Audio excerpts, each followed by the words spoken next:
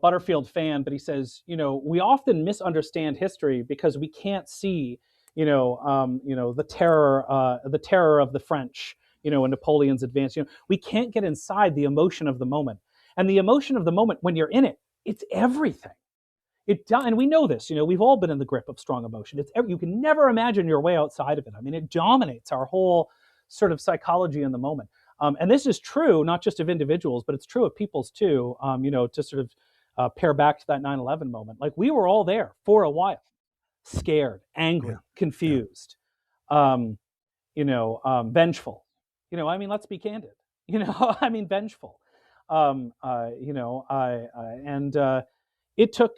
I have to say, actually, there are moments that I think that America's political leadership, and people are so critical of America's political leadership in the early 2000s, but I actually think there was a real moral tradition of restraint in some of America's political leadership in that moment. That I think were a similar event to transpire in 2026, it would be difficult to find the same moral restraint. Yeah. I think, the idea, that Afghanistan would be left an irradiated wasteland for 100 years. I mean, you're not wrong. Yeah. You know, I hadn't thought about that, but you're right. Yeah. But instead, what did America, by the way, and their allies do? Right now, they did go in, they did topple the Taliban, they did hunt Al Qaeda, and then they committed to a multi-generational, a 20-year-long project of reconstruction and development in Afghanistan. Now, I don't know. That's not something the Persians in ancient history would have done. The Romans wouldn't have done it. The Greeks wouldn't have done it.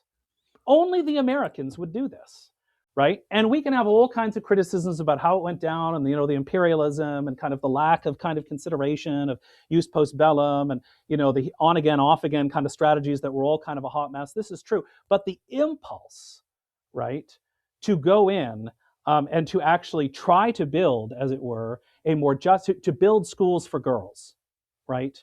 To send in engineering teams and create bridges and homes and communities for those who were dispossessed not only by the American invasion, but by the atrocities of the Taliban, who, alas, are at it all yet again. To me, there is something about the American character there that has been too dismissed and that has become too cynical.